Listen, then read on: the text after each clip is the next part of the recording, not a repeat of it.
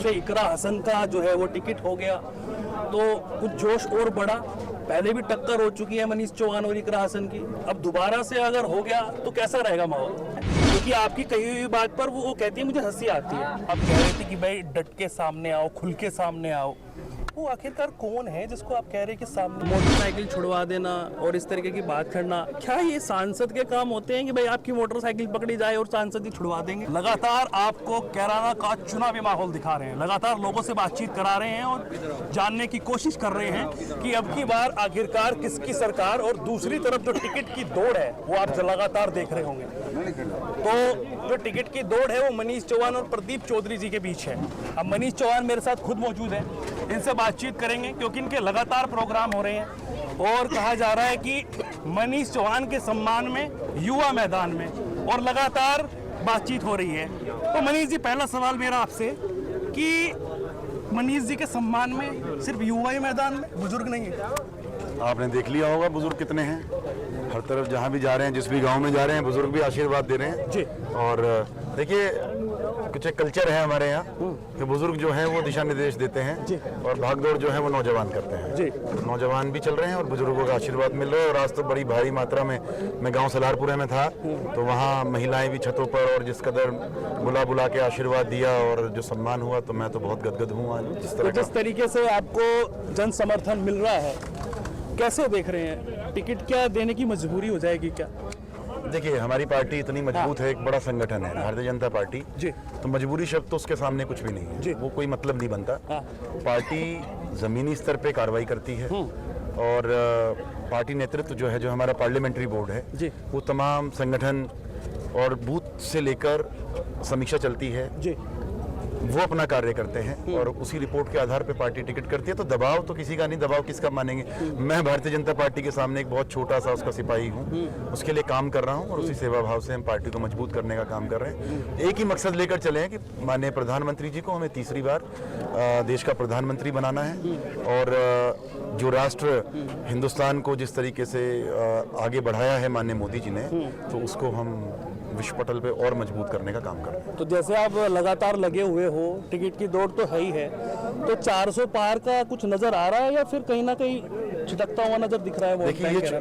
देखिए, ये चुनाव जो है बहुत शानदार चुनाव होने जा रहा है। इसमें वो तमाम रिकॉर्ड टूटेंगे, एक ऐसा रिकॉर्ड स्थापित होगा जो शायद भविष्य में कभी कोई उसके आसपास भी नहीं जा पाएगा। मोदी जी की वो आंधी है, भारतीय जनता पार्टी सरकार की वो आंधी है कि उसका कोई मुकाबला नहीं है, उसे कोई रोक ही नहीं पाएगा। यूपी में योगी जी हैं, केंद्र में मोदी जी बैठे हैं, तो इन दोनों का कोई सानी नहीं है और इस कदर लोग प्रभावित हैं, जहां भी जा रहे हैं सरकार की योजनाएं जा रही हैं, तो इतना लाभ सरकार ने गरीब तक, मजदूर तबके तक, महिलाओं तक, हर वर्ग को सरकार लाभ से।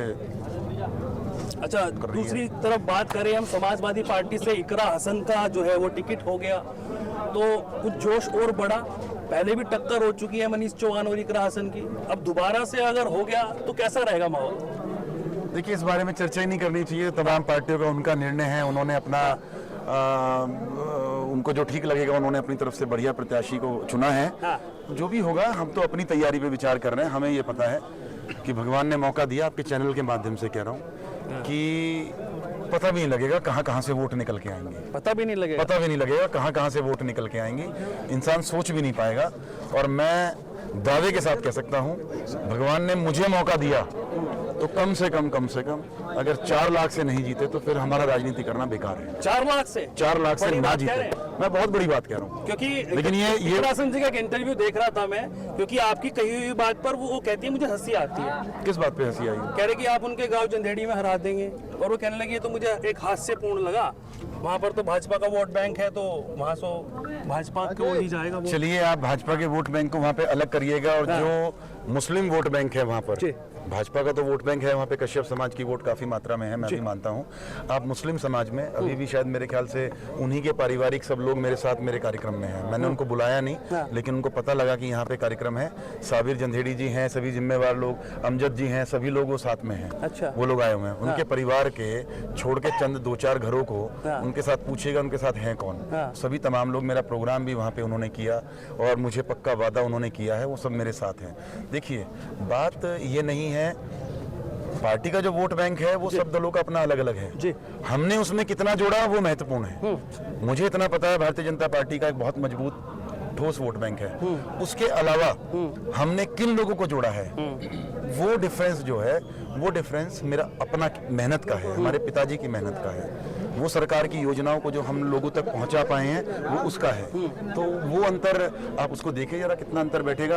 और मुस्लिम वोटों की बात करें, आप छोड़ दीजिए, चलिए बीजेपी के वोट बैंक की, वहाँ जो मुस्लिम वोट बैंक है आप उसी में चुनाव करा लीजिएगा, ऊपर वाले ने चाहा उसमें भी उनको हरा के आए। अच्छा, आपका कहना है कि भाजपा का वोट तो है ही है, प्लस में आपका जो है वो प्लस हो जाएगा, आपका खुद का वोट बैंक। हाँ हाँ, बिल्कुल जुड़ेगा साथ में। अच्छा, तो ये जिस तरीके से अभी बातचीत हो रही है, आप कह रहे थे कि ये मैं काम करूंगा और इस तरीके के काम मैं करूंगा, तो सबसे पहली प्राथमिकता क्या रहेगी अगर आपको मौका मिलता है और उसके बाद में फिर आप बनते हैं, तो सबसे पहली प्राथमिकता क्या रहेगी आपकी? देखिए, मेरी सबसे पहली प्राथमिकता है, जो मेरे पास सबसे बड़ी समस्या जिसको लेकर मैं चिंतित हूँ अपने भविष्य में, कि हमारे क्षेत्र में जो ये नशे का कारोबार हो रहा है, मेरी सबसे पहली प्राथमिकता है कि इस पे अंकुश लगाया जाए। जो लोग नशे का कारोबार कर रहे हैं, जो लोग ये, क्योंकि नस्लें हमारी बहुत परिवारों में मैं जाता हूँ, कहीं बहुत जवान लड़के हमारे चले गए, सभी बिरादरियों में बड़ा नुकसान नशे का हो रहा है। तो मेरी पहली प्राथमिकता है कि हम नशे को जड़ से ख़त्म करें। दूसरी चीज़, हम चाहेंगे जितने भी हमारे जो बुजुर्ग हैं, चाहे वो महिलाएं हैं पुरुष हैं, हम उनको कहीं धक्के ना खाने पड़े।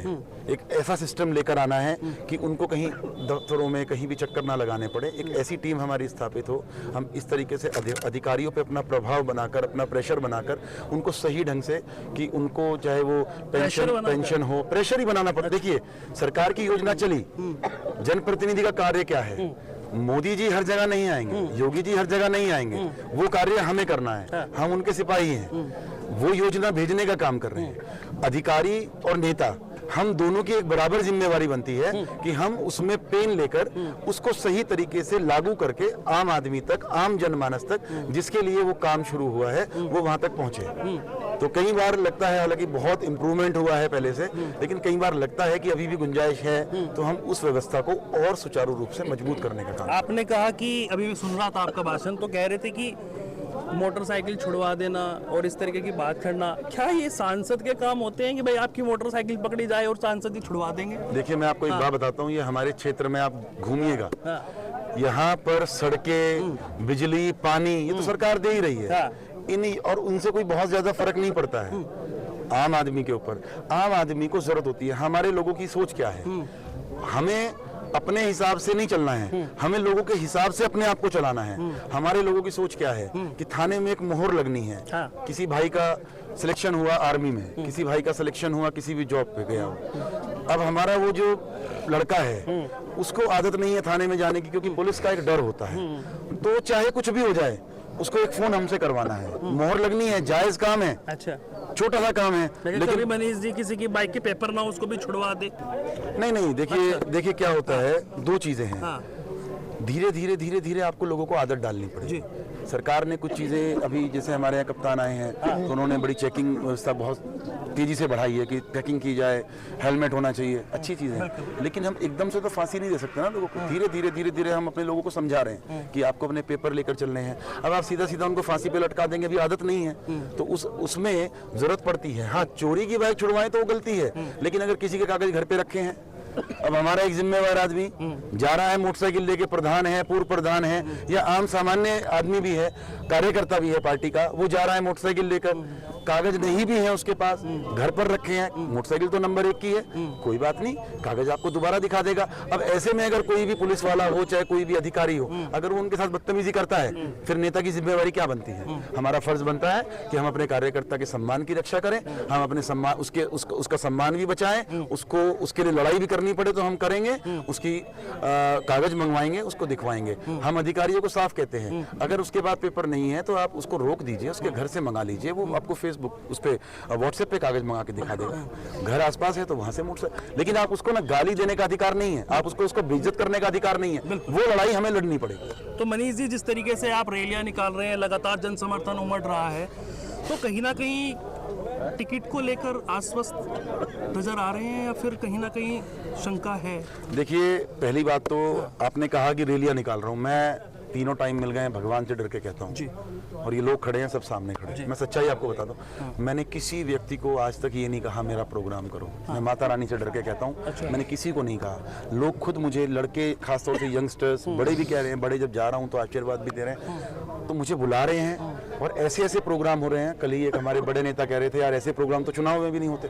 मैं खुद अचंभित हूँ कि किस तरीके से इतने शानदार प्रोग्राम हो रहे हैं। मैं जिस भी गाँव में जा रहा हूँ 500-700 लड़के निकल रहे हैं। छोटे गांव में अगर 200 लड़के कहीं खड़े हैं, 50 लड़के कहीं खड़े हैं, 1000 वोटों का गांव है कोई, और उसमें अगर 500 आदमी आपका स्वागत कर रहे हैं, तो आप क्या समझेंगे उसको? ये बहुत बड़ी उपलब्धि है। तो ये प्यार है। आज मुझे लगता है कि शायद जो इतने लंबे समय से मेरा परिवार का जो नाम मेरे पीछे है, वो जो मेहनत मैंने की है उस परिवार के नाम को आगे बढ़ाने के लिए, क्षेत्र में लोगों की सेवा करने के लिए, तो शायद भगवान भी आशीर्वाद दे रहा है। लोग मुझे सर आंखों पर बिठाने का कार्य कर रहे हैं। तो अच्छा मनीष जी, एक बात मैं और सुन रहा था आपकी, तो आप कह रहे थे कि भाई डट के सामने आओ, खुल के सामने आओ। वो आखिरकार कौन है जिसको आप कह रहे हैं कि सामने आओ? कोई भी हो, जो भी कर रहा है, जो भी करवा रहा है, क्या कुछ हो रहा है? जो भी हो रहा है, जिस तरीके से कहा जा रहा है कि आप इनको रोकिए जाए, ये प्रोग्राम, देखिए बहुत सी चीजें हैं मेरे सामने आई हैं, मैं यहाँ कहना नहीं चाहता उसको। बहुत चीजें हैं, चाहे वो कोई भी कर रहा है। मैं कहता हूँ कि प्रतिस्पर्धा होनी चाहिए। मैं तमाम उन राजनेताओं को कहता हूँ, उन तमाम राजनीतिक लोगों को कहता हूँ जो राजनीति में हैं, जो समाज सेवा में हैं, कि आप आइए, आप सेवा करिए, आप सेवा करके अपने क्षेत्र को लाभ पहुंचाइए। आप ये मतलब नहीं बनता है कि हम खाली वोट लें और अपने घर बैठ जाएं। हमें मान सम्मान से, आज ये लोग तमाम हजारों लड़के, कई हजार लोग सोशल मीडिया पे मनीष चौहान चिल्ला रहे हैं। आज मेरे पास फोन आ रहे हैं, मेरा पूरा फेसबुक और व्हाट्सएप भरा पड़ा है। मेरे पास ऐसे ऐसे मैसेज हैं कि मेरी आंखों में पानी आ जाता है कई बार। इतने इमोशनल मैसेजेस मेरे पास आते हैं कि भाई साहब ये हो जाएगा, आप ये करिए, हम आप में अपना भविष्य देख रहे हैं। तो ये सब चीजें जब आती हैं तो एक कहीं ना कहीं हम लोग दबाव में हैं। आज मैं बन जाऊं कुछ इन लोगों की दुआओं से, आशीर्वाद से, और कल को मैं इनकी तरफ देखूं भी ना, मैं इनके बारे में चिंतित ना हूं, मैं इनके बारे में सोचूं ना, मैं क्षेत्र की विकास की दिशा ना बदलूं, मैं कैराना लोकसभा का नक्शा ना बदल दूं, तो फिर मेरा ये सब बातें करना, इन लोगों का प्यार भी बेकार है और मेरा ये सब बातें करना और लोगों के बीच में जाना भी बेकार है। एक आखिरी सवाल मेरा आपसे, आप भारतीय जनता पार्टी में हैं, भारतीय जनता पार्टी के कार्यकर्ता हैं। अगर प्रदीप चौधरी जी का उधर से टिकट हो जाता है तो क्या फिर साथ में मिलकर चुनाव लड़ा जाएगा भारतीय जनता पार्टी से, या फिर कहीं और जाने की आशा? नहीं, कोई नहीं, बिल्कुल। मैंने हर बार कहा है, आज भी कह रहा हूँ, इसमें बेबाक बात है, इसमें कोई वो नहीं है। जिसका भी टिकट होगा, जिसका भी टिकट पार्टी देगी, मैं वादा करता हूँ, हम लोग संकल्प लेते हैं, इस बात का ले रखा है। हम मोदी योगी जी की नीतियों पे चल रहे हैं। हम भारतीय जनता पार्टी की, माननीय गृह मंत्री जी हैं, माननीय हमारे संगठन के जितने भी लोग हैं, हम सबके दिशा निर्देश में काम कर रहे हैं, उनके अंडर में रह के देश को मजबूत करने का काम कर रहे हैं। जिसका भी टिकट होगा, याद रखिएगा बात, हम उन्हीं को चुनाव लड़ाने का काम करेंगे। उन्हीं को चुनाव। तो देखिए, मेरे साथ थे मनीष चौहान जी और इनसे मैंने बातचीत की है। आखिरकार किस तरीके से अब की बार जो है वो चुनाव मैदान में है। उन्होंने कहा है कि चाहे टिकट किसी का भी हो, लेकिन वो ऐसे ही कार्यकर्ता के रूप में काम करेंगे और लगातार जमीन स्तर पर डटे रहेंगे। तो लगातार जुड़े रहिए न्यूज़ 31 इंडिया न्यूज़ नेटवर्क के साथ। पल पल की अपडेट आपको यूं ही देते रहेंगे। नमस्कार।